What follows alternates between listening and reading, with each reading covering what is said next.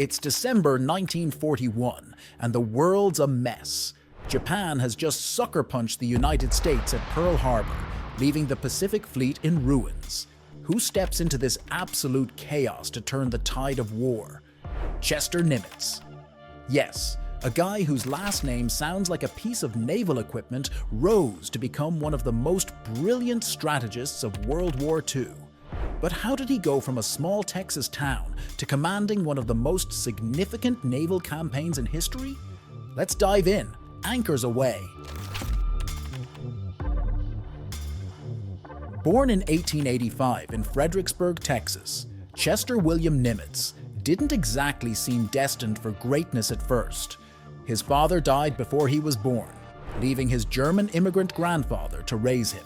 The elder Nimitz, a former sea captain, instilled a love of the ocean in young Chester, despite the fact that Texas is about as landlocked as you can get when it comes to naval aspirations. But Chester wasn't one to let geography hold him back. He was academically sharp and disciplined, earning a coveted spot at the United States Naval Academy in 1901. Fun fact, Nimitz initially wanted to join the Army, but there were no spots left at West Point. So the Navy it was. Imagine that. A twist of fate that would eventually help win a world war. Nimitz's early naval career was, let's say, educational. In 1908, he ran a destroyer aground in the Philippines, an event that would have sunk most naval careers. But Nimitz owned up to his mistake and learned from it. This would become a hallmark of his leadership, accountability and adaptability. By the time World War I rolled around, Nimitz was busy developing submarine tactics and helping shape the future of naval warfare. He earned a reputation as a forward thinker, someone who understood that technology would be key in future conflicts.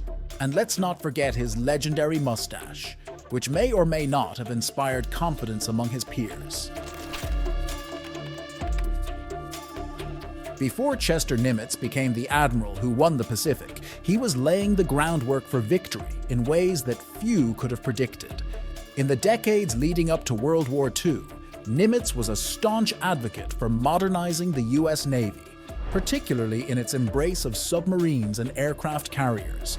While these advancements were cutting edge at the time, they were also risky, and not everyone in the Navy was on board with shifting resources away from traditional battleships. Nimitz, however, had a knack for seeing the writing on the wall, or in this case, the waves on the horizon. During the interwar years, Nimitz championed the development of submarines, seeing them not just as defensive tools, but as offensive weapons that could strike at enemy supply lines. It was a bold vision, considering that submarines had yet to prove themselves as game changers in naval warfare. He also foresaw the potential of aircraft carriers, which were still considered by many to be auxiliary vessels rather than the centerpiece of a fleet. Nimitz's advocacy wasn't about chasing trends. It was about preparing for the kind of war he believed the US might face. A sprawling, technology-driven conflict where mobility and innovation would trump brute force. And then came Pearl Harbor. The devastation was a brutal wake-up call, confirming Nimitz's worst fears. But amidst the wreckage, there was a silver lining. The US Pacific Fleet's aircraft carriers had been away from Pearl Harbor during the attack and survived unscathed. This stroke of luck was less random than it seemed. It was a direct result of the Navy's gradual shift toward carrier-based strategy, something Nimitz had been quietly championing for years. By the time Nimitz took command of the Pacific Fleet in late December 1941, the Navy wasn't starting entirely from scratch. The submarines he had once advocated for would soon begin choking Japan's supply lines. The carriers, often dismissed as floating airstrips, would become the Navy's most vital assets in the battles to come. In many ways, Nimitz had spent his career preparing for the unthinkable, and when the time came, his foresight paid off. What might have been a crippling blow at Pearl Harbor became instead the launching point for a Navy that was ready, if not fully equipped, to take on the challenge of the Pacific War. The attack on Pearl Harbor was a gut punch to the United States Navy. Within days, Admiral Husband E. Kimmel was relieved of command, and Chester Nimitz was handed the unenviable task of picking up the shattered pieces. His first reaction? Calm and collected as always. While others panicked, Nimitz focused on strategy. Taking command of the Pacific Fleet was like being handed the keys to a totaled car and being told to win the Indy 500. But Nimitz didn't complain. He got to work. He turned Pearl Harbor into a fortress, ensured ships were repaired at lightning speed, and laid the groundwork for the United States to take the fight to Japan. Chester Nimitz had a special relationship with submarines long before they became a key weapon in World War II. In the early 20th century, he was one of the Navy's pioneering minds in submarine warfare, commanding some of the first American subs and even writing a textbook on diesel engines that became a must-read for aspiring naval engineers. It's safe to say that if submarines had fan clubs, Nimitz would have been their president, and perhaps their sole member in those days. Fast forward to World War II, and submarines were no longer experimental curiosities. They were game changers. As Commander-in-Chief of the Pacific Fleet, Nimitz recognized their potential to cripple Japan's war machine. With meticulous planning and razor-sharp strategy, he turned these silent hunters into a devastating force. One of Nimitz's greatest contributions to submarine warfare was his understanding of their unique strengths. While surface ships and aircraft duked it out in dramatic, large-scale battles, submarines were like shadowy assassins, sneaking behind enemy lines to wreak havoc on supply chains. Nimitz directed the fleet's submarines to focus on cutting off Japan's vital imports of oil, rubber, and food. This strategy didn't just disrupt Japan's military operations, it sent shockwaves through its entire economy. But Nimitz didn't just use submarines strategically, he supported their crews personally. Submarine duty was among the most dangerous jobs in the Navy, with long, claustrophobic deployments and constant threats of depth charges. Yet Nimitz ensured these sailors had the best equipment, intelligence, and leadership. He often visited their bases, boosting morale and personally awarding commendations for exceptional bravery. By the end of the war, American submarines had sunk over 1,300 Japanese ships, including 8 aircraft carriers and over 200 warships. These numbers weren't just impressive, they were decisive. Nimitz's faith in submarines had been more than justified. In hindsight, Nimitz's obsession with submarines wasn't just forward-thinking, it was visionary.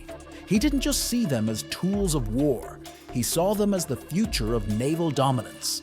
And with his guidance, these silent hunters turned the tide of the Pacific War, proving that sometimes the deadliest forces are the ones you never see coming. If there's one moment that cemented Nimitz's place in history, it's the Battle of Midway. In June 1942, just 6 months after Pearl Harbor, Nimitz orchestrated one of the most stunning naval victories ever. Using decoded Japanese messages, he ambushed the Japanese fleet near Midway Atoll. Here's where Nimitz's brilliance shone. He knew the odds weren't in his favor. Japan had more ships, more planes, and more experience. But Nimitz had something better: guts and intelligence. The result? 4 Japanese aircraft carriers sunk, a turning point in the Pacific War. And while we're at it, can we talk about his poker face? Nimitz never let on how high the stakes were, maintaining his trademark calm demeanor throughout. After Midway, Nimitz pioneered the island-hopping strategy, bypassing heavily fortified Japanese positions to strike weaker ones. It was risky, revolutionary, and incredibly effective. Every victory, Guadalcanal, the Mariana Islands, Leyte Gulf, brought the Allies closer to Japan. But Nimitz wasn't just about winning battles, he was about saving lives. He prioritized logistics, ensuring his men had food, medicine, and supplies. He even helped introduce innovations like radar and improved amphibious landing craft, which became game changers in the war effort. Despite his military genius, Nimitz was a surprisingly humble guy. He He preferred simple meals, avoided grandstanding, and treated everyone, no matter their rank, with respect. Sailors loved him because he genuinely cared about their well-being. One famous story involves Nimitz personally writing letters of condolence to the families of sailors killed under his command. And let's not forget his sense of humor. When asked about his secret to success, he reportedly replied, "Always keep a good cigar handy." By 1945, Nimitz had guided the United States to the brink of victory. After the atomic bombings of Hiroshima and Nagasaki, Japan surrendered, and the formal ceremony took place aboard the USS Missouri in Tokyo Bay, who was front and center, signing the surrender documents on behalf of the United States. You guessed it, Chester Nimitz. After the war, Nimitz didn't fade into obscurity. He became Chief of Naval Operations, helping shape the modern Navy. He also worked tirelessly to promote peace, famously advocating for reconciliation with Japan. So why does Chester Nimitz still matter? Because his story isn't just about war, it's about leadership, resilience, and humanity. He turned disaster into triumph, all while treating his subordinates and adversaries with respect. In an era of larger-than-life personalities, Nimitz stood out for his quiet competence and unwavering dedication. From the plains of Texas to the vastness of the Pacific Ocean, Chester Nimitz's journey is a testament to what can be achieved with a little grit, a lot of smarts, and maybe a dash of mustachioed swagger. And that, my friends, is how Chester Nimitz became a legend.